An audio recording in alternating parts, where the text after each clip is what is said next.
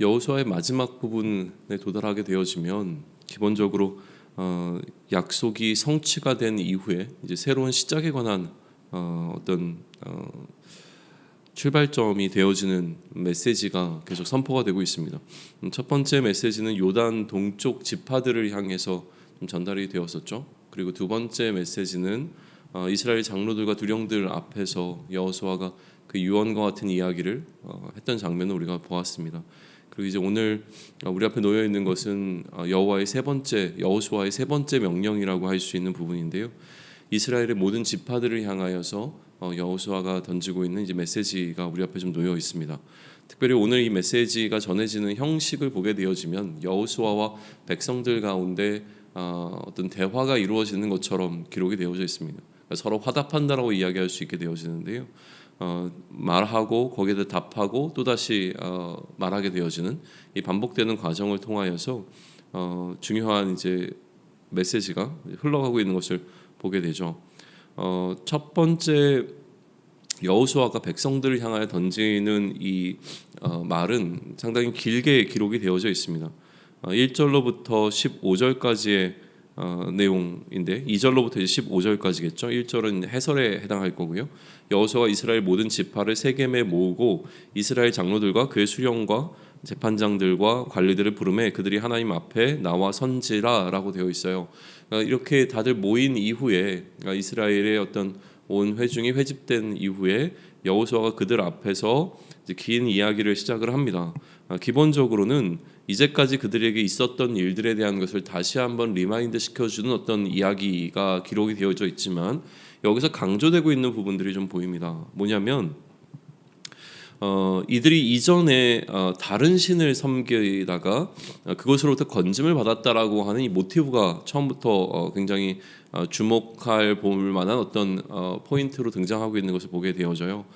아브라함의 그 조상들, 그러니까 아브라함의 이제 아버지 때에까지 섬겼던 어떤 다른 신으로부터 하나님께서 아브라함을 선택하셔서 그 집을 떠나게 하신 것이 마치 그 다른 신들을 떠나게 한 것으로, 그래서 그 다른 신들로부터 아브라함을 건져내신 것처럼 이제 기록이 되어집니다.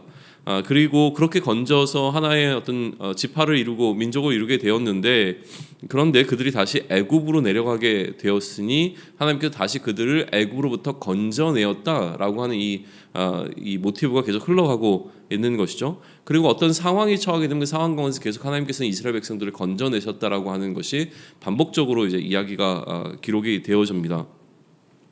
그리고 맨 마지막 부분으로 가게 되어지면 이러한 모든 일들이 일어나는 것에 있어서 너희의 능력으로 한 것이 아니고 또 너희의 수고로 한 것이 아니고 너희가 애쓰지 아니하고 또 너희가 심지 아니한 이런 것들을 얻게 되었다. 다시 얘기하면 하나님께서 이 모든 일들을 너희를 위하여 행하셨다라고 하는 것을 12절과 13절에서 분명히 선언합니다.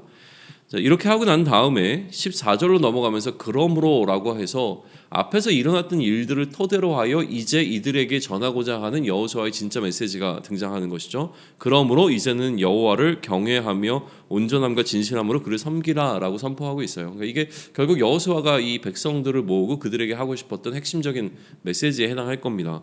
여호와를 경외하며 온전함과 진실함으로 그를 섬기라라고 하는 것이죠. 그래서 앞서 이야기한 것처럼 이전에 섬겼던 것으로부터 하나님께서 아브라함을 건져내시고, 이전에 그들이 종되었던 애고로부터 하나님께서 그들을 건져내시고, 여러 가지 상황 가운데 하나님께서 건져내셨던 것과 마찬가지로 이제는 너희가 건짐을 받았으니 강 저쪽과 애굽에서 섬기던 모든 신들을 치워버리고 이제는 너희는 여호와만을 섬기라. 그러니까 하나님께서 그들을 이렇게 구원하시고 이곳에 불러 모으신 이유가 그 섬김이라고 하는 것에 담겨 있음을 이렇게 이야기하고 있는 거죠. 그리고 선택하게 합니다. 15절 보게 되면 그런데 만일 여호와를 섬기는 것이 너희 눈에 좋지 않게 보이거든 이라고 이야기하면서 너희가 선택해라.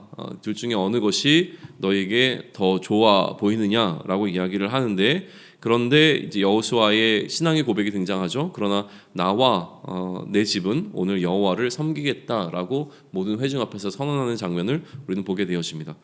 이렇게 여호수아가 이들 가운데 첫 번째 메시지를 던지자, 그러니까 여호와만을 섬기라라고 하는 이 메시지를 던지자 백성들이 반응하죠. 우리가 여호와를 버리고 다른 신을 섬기지 아니하겠다라고 하는 그 백성의 답변이 16절로부터 18절까지의 기록이 되어져 있습니다. 그리고 18절 마지막에 보면 그러므로 우리도 여호와를 섬기리니 그는 우리 하나님이심이니이다라고 하는 말이 기록이 되어져 있어요.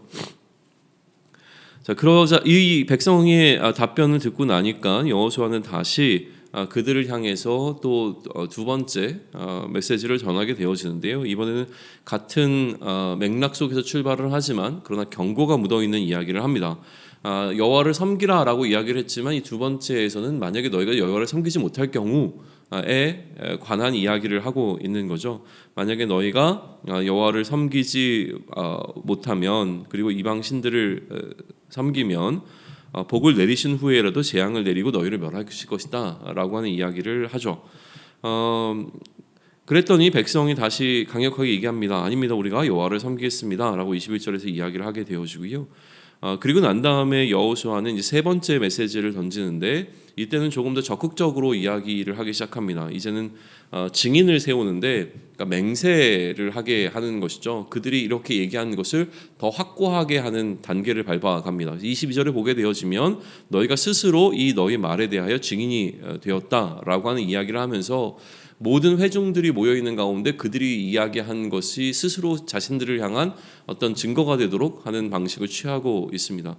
그리고 난 다음에 이제 가장 적극적인 여호수아의 메시지가 선포가 되어지는데 이것은 단순히 섬기라는 것으로 멈추는 것이 아니라 여호와를 섬긴다라고 하는 것은 결국 이들이 이제까지 섬겨왔다는 것을 전부 다 치워버리는 것과 연결되어 있음에 관한 이야기를 하는 것이죠. 여호수아가 이르되 그러면 이제 너희 중에 있는 이방신들을 치워버리고 너희 마음을 이스라엘 하나님 여호와께로 향하라 하니 그러니까 단순히 여호와를 섬기는 것만으로 끝나는 것이 아니라 이 여호와를 섬기기 위하여 이전에 섬겼던 모든 것들은 전부 다 버려야 한다라고 하는 이야기를 이렇게 전달하고 있습니다.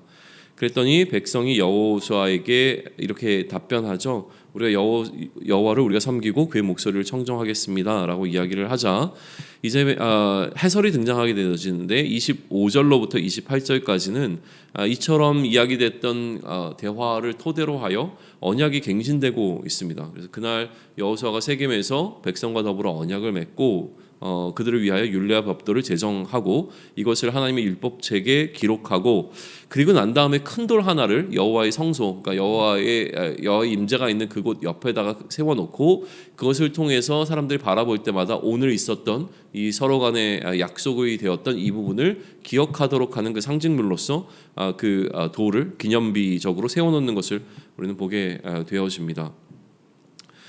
그리고 난 다음에 이제 백성들이 각기 기업으로 돌아가게 되어지는 것으로 이 세겜에서 모였던 이스라엘의 총회라고 부를 수 있겠죠. 이스라엘의 모든 회중들이 모여서 함께 나누었던 이 에피소드는 이제 마무리가 되어집니다. 그리고 나서 이제 29절로부터 33절까지 그러니까 여호수아의 이제 마지막 파트에 해당하는 부분을 저는 이제 마침표라고 보통 이해를 하는데요. 마침표가 찍어지는 부분들입니다. 그러니까 여호수아의 죽음에 관한 이야기가 이제 먼저 나오는데 이게 첫 번째 마침표죠. 여호수아가 110세에 죽었다라고 하는 기록을 하고 있고요. 그게 장사되었던 이야기입니다. 그러니까 이제 여호수아라고 하는 한 사람을 중심으로 이루어졌던 어떤 스토리가 여기서 일단락되고 있는 것을 보게 되어지고요. 그리고 난 다음에 31절은 앞서 이야기했던 이 백성들이 여호수아와 맺었던 그 언약이 어떻게 되었는가라고 하는 그 궁금증에 대한 답변으로 한 줄로 기록하죠. 여호수아가 사는 날 동안 그리고 여호수아 뒤에 생존한 장로들 곧 여호와께서 이스라엘을 위하여 행하신 모든 일을 아는 자들이 사는 날 동안은 이스라엘 백성들이 여호와를 섬겼다라고 하는 메시지를 담아내고 있습니다. 그러니 이제 자연스럽게 이 한 문장은 우리로 하여금 어떤 일을 기대하게 되냐면 그러면 그들조차 죽고 난 다음에는 어떻게 되었는가라고 하는 것에 대한 질문을 이제 던지게 되어지죠. 우선은 어쨌든 지금 여호수아와 그리고 여호수아와 동시대를 살았던 장로들이 살아있는 동안 또 그들이 죽음을 맞이하기 전까지는 여호수아와 맺은 백성이 여호수아와 맺은 이 언약이 잘 지켜졌다라고 하는 것으로 앞선 이야기까지도 이제 마무리를 지어갑니다. 그리고 세 번째 마침표는 무엇이냐면 요셉이 요셉을 이장하는 거예요. 요셉의 뼈를 세겜에 장사하였다는 기록이 등장하게 되어집니다. 굳이 여기서 왜 이것을 다시 한번 이야기하냐면 이제 모세 오경부터 출발했던, 다시 얘기하면 족장의 시대부터 출발되었던 하나님의 약속이 이것이 이처럼 성취가 되었음에 관한 것을 상징적으로 나타내는 사건으로 보통 해석이 되어지죠. 그래서 이 족장 시대가 또 마침표가 찍혀지고 있는 것으로 우리는 볼 수가 있습니다. 새로운 시대가 열리게 되겠죠. 그리고 난 다음에 마지막 마침표는 엘르아살의 죽음입니다. 아론의 아들 엘르아살도 죽음에 이제 그의 아들 비느하스가 그를 장사 지냈더라라고 하는 것이 이제 마지막 여호수아의 이제 뭐 댐이라고 얘기하기 좀 그렇지만 마지막을 이렇게 기록하고 있는 내용이 되어져요. 그럼 왜 엘르아살의 죽음이 여호수아의 마지막이겠는가라고 하는 것에 대해서 우리는 좀 고민해볼 필요가 있는데, 아마도 이제 출애굽 1세대를 대표했던 모세와 이제 아론의 죽음과 마찬가지로 출애굽 2세대이자 가나안 1세대로 여겨지는 이 여호수아와 엘르아살의 죽음이라고 하는 부분이 이 새로운 시대를 또 우리로 하여금 기대하게 되어지는 하나의 어떤 마침표가 되어주고 있는 장면으로 볼 수 있다라고 하는 것이죠. 그래서 출애굽 2세대였으면서 가나안 1세대에 해당하는 이 한 세대가 저물어 가고 이제 또 새로운 세대가 펼쳐질 것에 대한 어떤 막연한 기대감을 우리는 갖게 되어지는 것으로 이 여호수아서는 이렇게 마무리가 되어집니다. 여호수아 전체적인 뭐 메시지를 이야기하기 전에 오늘 이제 여호수아 24장이 갖고 있는 메시지는 너무나 분명하죠. 여호와를 섬기라라고 하는 거잖아요. 기본적으로 이 여호수아는 하나님께서 여호수아에게 주셨던, 또 여호수아를 통해서 이스라엘에게 주셨던 그 몇 가지 명령들을 중심으로 해가지고 뭐 구분해 볼 수 있다고 이야기를 드렸었습니다. 네 가지 명령이 등장했죠. 요단을 건너라라고 하는 명령이 첫 번째였어요. 그러니까 가나안 땅으로 이제 들어가라라고 하는 것이었고, 여리고를 취하라는 것으로부터 출발해서 여리고 가나안 땅을 정복하라는 명령이 그리고 두 번째 명령으로 주어졌고요. 세 번째는 그처럼 정복한 땅을 이제 나누라라고 하는 이 나눔에 관한 명령이 기록되었다면, 이제 우리가 살펴보았던 이 마지막 파트는 여호와를 섬기라라고 하는 명령으로 구성되어 있는 부분입니다.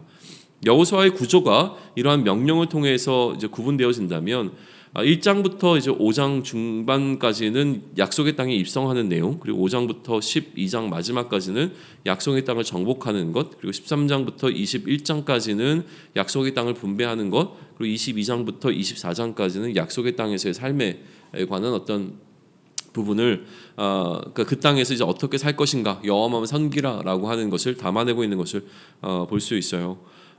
기본적으로 여기서 우리가 하나 더 짚고 넘어가야 될 것은 무엇이냐면, 이 첫 번째부터 세 번째까지의 명령, 이 명령을 하는 주체는 하나님으로 기록이 되어집니다. 그런데 마지막 이 정복 이후에 이 명령을 좀 주고 있는 것은 사실은 여호수아로 드러나고 있거든요. 그러니까 이런 해석이 가능한 것이죠. 첫 번째부터 세 번째까지는 하나님께서 이스라엘 백성들에게 약속하신 그 약속을 이루시기 위하여 이스라엘 백성들에게 하나님께서 직접 명령을 하셨다면, 이제 모든 약속이 다 이루어지고 난 이후에는 하나님 편에서의 역할이 중요한 것이 아니라 인간 편에서 하나님을 향하여 어떻게 신실함을 나타낼 것인가, 또 이 언약의 신실했던 하나님을 향해서 인간들은 어떻게 반응을 할 것인가에 관해서 인간적 차원에서 무언가 이야기가 진행되고 있는 것으로도 볼 수 있다라고 하는 거예요. 그래서 오늘 이 마지막에 인간 편에서 언약의 신실했던 하나님을 향한 어떠한 모습을 보여야 되는가라고 하는 이 메시지는 여호와만을 섬기라고 하는 이 메시지로 이제 집에 압축이 좀 되어집니다. 그래서 누구를 섬기는가가 굉장히 중요한 이슈가 되어지는데, 왜냐하면 누구를 섬기는가가 그들의 정체성을 나타내기 때문에 그래요. 그래서 결국 누구를 섬기겠다라고 하는 이 이스라엘 백성들의 약속, 이 언약이라고 하는 것이 이제 앞으로 이들의 삶 가운데서 굉장히 중요한 역할을 감당하게 되어지는데, 우리 말은 사실 약속이나 언약이나 이것이 그렇게 큰 뉘앙스의 차이를 갖지는 않습니다. 그런데 영어를 보게 되어지면 이제 약속의 땅이라고 하는 프로마이즈 랜드라고 하는 것이 나중에 언약의 땅이 되어진다는 하는, 그러니까 커버넌트 랜드라고 하는 것은 명확한 이제 차이를 좀 갖고 있거든요. 그러니까 프로마이즈 랜드에서 이제 커버넌트 랜드로의 이제 변화가 일어났다라고 이제 해석을 하는 학자들이 좀 있습니다. 하나님의 신실하심이 나타나시는 이 땅에서 이제는 인간의 신실함을 드러내야 하는 시대가 온 것이죠. 그렇기에 오늘 이 메시지를 우리의 삶에 적용한다면 우리는 우선 우리가 섬기는 대상이 누구인가를 좀 분명히 해야 될 필요가 있습니다. 우리가 여전히 세상 가운데 머무르고 있는 세상에 속한 자인가, 우리가 세상을 섬기는 자인가, 아니면 그리스도의 질서를 따라 그리스도를 섬기고 하나님을 섬기는 자인가라고 하는 이 섬김의 대상을 우리가 먼저 분명히 할 필요가 있습니다. 오늘 너와 너의 가족은 누구를 섬기겠는가? 나와 나의 가정은 여호와만을 섬기겠다라고 했던 이 여호수아의 선언과 마찬가지로 세상이 무엇을 선택하든지 간에 우리는 하나님을 또 그리스도를 따르기로 결단하는 이 결단함이 필요하다라고 하는 것이죠. 이 섬김이 우리의 정체성이 되어지기 때문에 그렇습니다. 만약 이 섬기는 대상이 분명해진다면 우리의 삶 또한 달라질 것이 너무나 분명하기 때문에 그렇습니다. 우리를 하나님께서는 죄와 사망으로부터 건지셔서 약속의 땅으로 옮기셨습니다. 그렇게 이 땅을 살아가는 동안 우리에게 분명히 해야 될 것은 무엇이냐면 우리가 누구를 섬기고 있는가, 누구를 섬길 것인가라고 하는 것이죠. 우리가 섬기는 대상을 분명히 함으로 말미암아 우리의 삶이 하나님을 좀 더 향해 있기를, 또 그리스도의 질서를 따라가는 우리의 삶이 되기를 축원합니다. 아멘.